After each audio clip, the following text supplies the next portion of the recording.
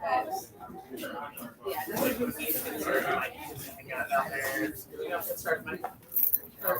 I guess before we do this, kind of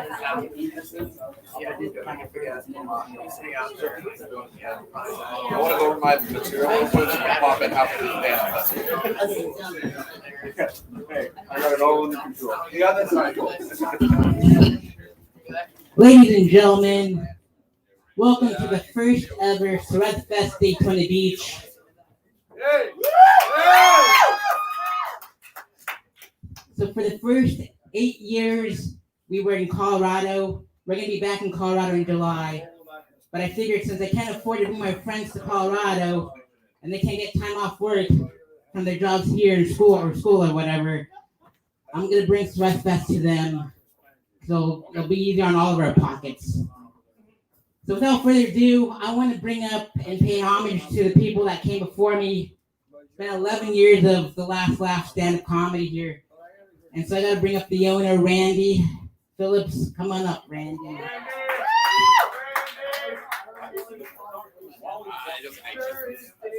Yeah. Scott Harold's not here, but he'll be here like on Saturday or something. So we'll honor him some special way. Wait for it. Yep. And then we got Zach Bennett and Marty Labby to come up here. Yeah. Yeah.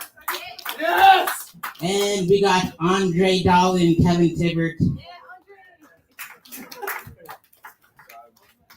I'm in the frame, right? It's live. Cool. You never know. I'm not a camera guy. We'll be paying you after. Thanks for the second. There's a camera? Yep, we're live streaming on YouTube. What do you want to know?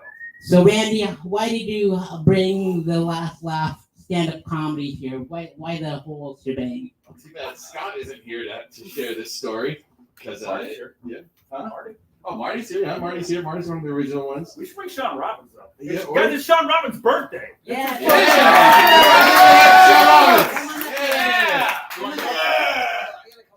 I guess so, man. Guys, give it up for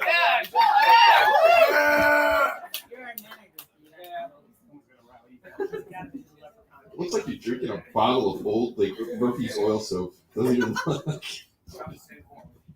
So the question would be, how did it all start? I guess it was back a long time ago, probably 10 years ago, 11 years ago. 11 years ago, I had a bartender named Tanner. Kind of knew Marty and a couple of the cats, and they were doing they were doing shows on what the RI and yeah, that sounds all right. Yeah, something on Beach Street. And they just were here at one point. We kind of brainstormed about doing a show here. It started ever since. Okay. Yeah. So when Scott Harrell, when Marty Labby was skinnier and Scott Harrell was fatter and Sean Robbins was a little more sane. What? That's the last part's a joke. What? It's untrue. I've always been this fat. What did you think when they asked you to do a comedy show? What was my first thought? Yeah. It wasn't gonna work. But I enjoyed it. I said, hell yeah, let's do it. Why wasn't it gonna work?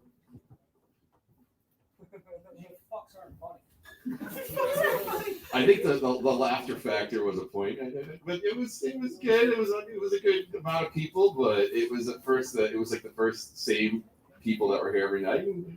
Wasn't think it was gonna be funny. He's so bad at this. This is the fucking worst. I should shoot everyone on stage. This is yeah. Do it! Yeah, everyone who's suicidal. Kill me too! I'm in the audience. Yeah, he's so into it. Yeah. So, but we fucking packed out. We did. It was good. It was the first show was asphalt elbow in here. Thought the fire marshals would be called for capacity. I had my arm in another person to fit people. It was like a puppet. Yeah, puppeteer. That's how Zach got the name Jim Henson. All right, Sean Robbins, is there anything you'd like to say about this momentous occasion? Yeah, I'm just trying to fucking remember when it started. I kind of remember. Is this thing on? Yeah, I think I don't know. It's your fucking forte. I just remember being over there. There was 4 of us. Me, Marty, Scott Harrell, and Tanner bartending. It was like literally on that fucking far end by the door.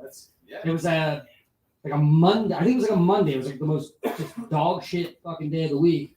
And I think we were just talking about how like no, there's nothing going on. It's dead on Mondays. Why don't we try to do something? And that's how the whole thing fucking stirred up. And then we started talking about doing comedy for whatever reason. I think just because we talk about comedy a lot.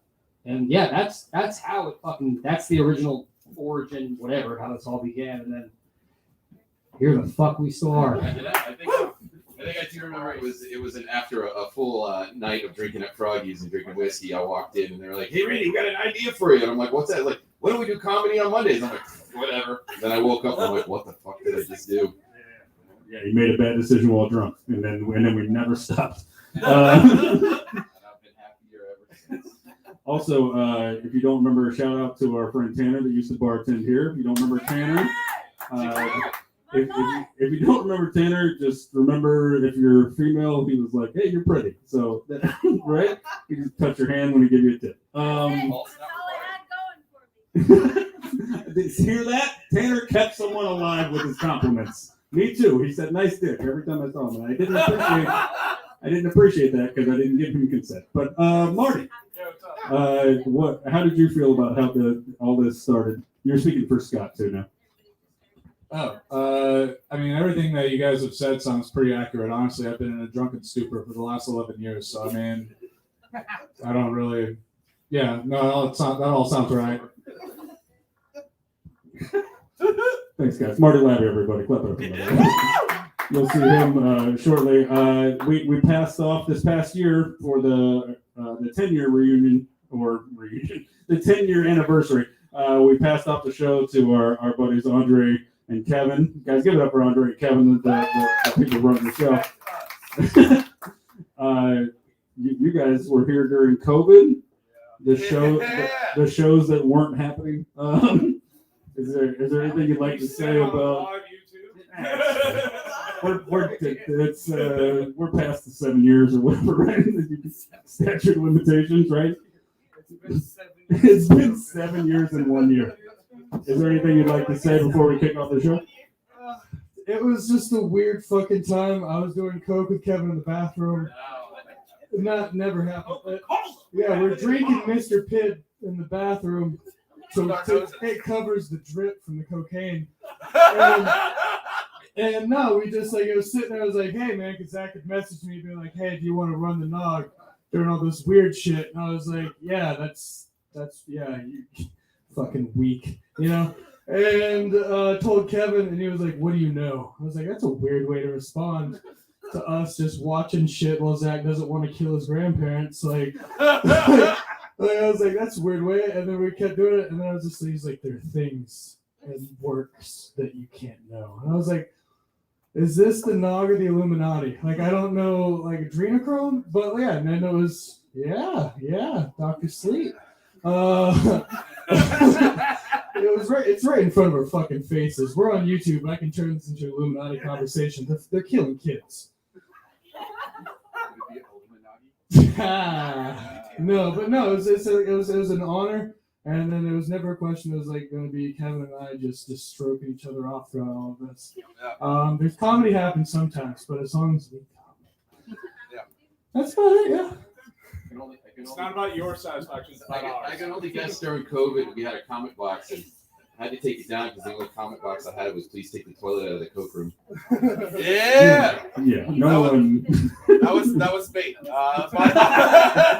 Last but not least, before we hand it off to Surratt to kick off the comedy, Kevin, is there anything you'd like to tell the folks about the last laugh?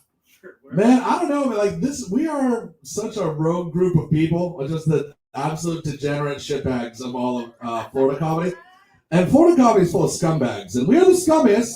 Well, also, I think Dallas Nelson one time posted, I love this, it's the best thing I've ever said. He said, there's a direct correlation between a comedy scene of how many felons they have in it and how nice they are. This is called the Daytona rule. Yeah, man. That's it, man. This is being Andre's gay sex show now. You fucked up my Yoda test. Yeah. All right, take it away. Yeah, there we go. All right, gotta give it up for Surratt. Let's start the show. I forgot. Actually, Surrey Fest started off as a film festival at Clive Barker's studio at the film festival, and that's why I'm paying homage to him with Hellraiser. And Hunter S. Thompson's another influential person, and I'm a journalist too. We mashed up Fear and Loathing and Hellraiser.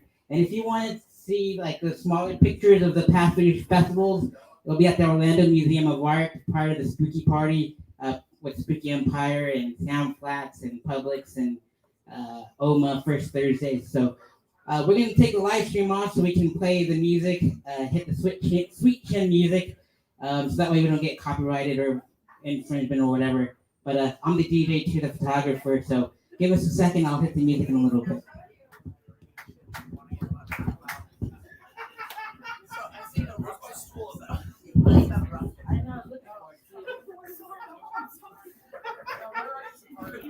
It's something that's like, You guys have about 8 of them, so I figured you would have something.